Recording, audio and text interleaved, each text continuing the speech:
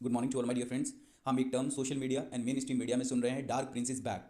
कौन है ये डार्क प्रिंस, जानते हैं। तारिक रहमान, जो कि भूतपूर्व 2001 से लेकर 2006 तक प्रधानमंत्री रही खालिदा जिया के बेटे हैं। तारिक रहमान के पिता जियाउर रहमान ये बांग्लादेश के 6वें राष्ट्रपति बने और बांग्लादेश नेशनलिस्ट पार्टी की नींव रखी। ये एक आर्मी ऑफिसर थे और इन्हें लिबरेशन अनाउंसर भी कहा जाता है, क्योंकि इन्होंने 1971 के वॉर में एक इंपॉर्टेंट रोल प्ले करा और बाद में इन्हें एसेसिनेट कर दिया गया। अब विस्तार से समझते हैं कि इन्हें डार्क प्रिंस क्यों कहते हैं। जब इनकी माताश्री 2001 से लेकर 2006 तक प्रधानमंत्री थी, तो ऐसा कहा जाता है कि जो बीएनपी का, बांग्लादेश नेशनलिस्ट पार्टी का जो हेडक्वार्टर था, हवा भवन जिसे कहा जाता है, सारी पॉलिटिक्स वहीं से कंट्रोल होती थी। एक्सटॉर्शन, वसूली, हफ्ता वसूली करना, लोगों से पैसा लेना, टोल प्लाजाओं पे पैसा लेना, ऑफिसर्स की पोस्टिंग के लिए पैसा लेना, ये सारे काम कंट्रोल करते थे तारिक रहमान।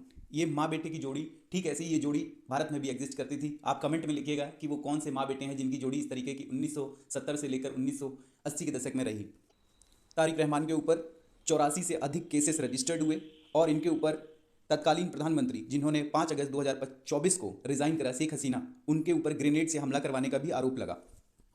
हम ये जानते हैं कि तारिक रहमान का भारत को लेकर क्या रुख है। इन्हें एक एंटी इंडिया लीडर कहा जाता है। स्टिल ये अभी तक रजिस्टर्ड वोटर नहीं थे बांग्लादेश में। 17 साल निर्वासन में काटने के बाद ये लौटे हैं। ये यूके में थे और हम ये जानते हैं कि इन्होंने भारत के लिए 2004 में 10 ट्रक वेपन उल्फा के लिए, उल्फा जिसका फुल फॉर्म है United liberation front of Assam, जिससे इंडिया ने 44 ईयर्स की इंजर्जेंसी के बाद 29 दिसंबर 2023 को एक पीस अकॉर्ड साइन किया है। हमें ये देखना होगा कि तारिक रहमान किस तरीके की पॉलिटिक्स करेंगे, क्योंकि अभी बांग्लादेश में चुनाव होने और चुनाव होने के बाद एक चुनी हुई सरकार आएगी। जब इन्होंने अपना पिछला कार्यकाल, इनकी माँ ने जो चलाया था, जिसको ये कंट्रोल करते थे, तो उसमें जमात इस्लामी का एक बहुत इंपॉर्टेंट रोल था, क्योंकि जमात इस्लामी एक कट्टर मुल्क बनाना चाहता है जिसमें बांग्लादेश में एक इस्लामिस्ट और शरीयत फॉलो हो।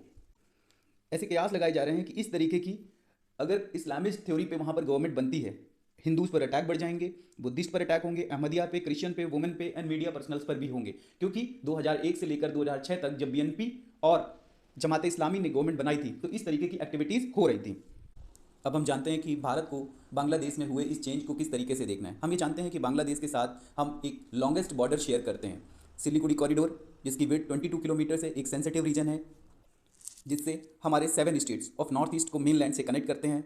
और ये सिलीगुड़ी कॉरिडोर, क्योंकि नेपाल, भूटान, बांग्लादेश और चाइना, इससे इसकी दूरी बहुत ज़्यादा नहीं है, तो इसकी सिक्योरिटी को बढ़ाने के लिए इंडियन गवर्नमेंट ने last year Rafale, BrahMos S-400 की तैनाती करी है।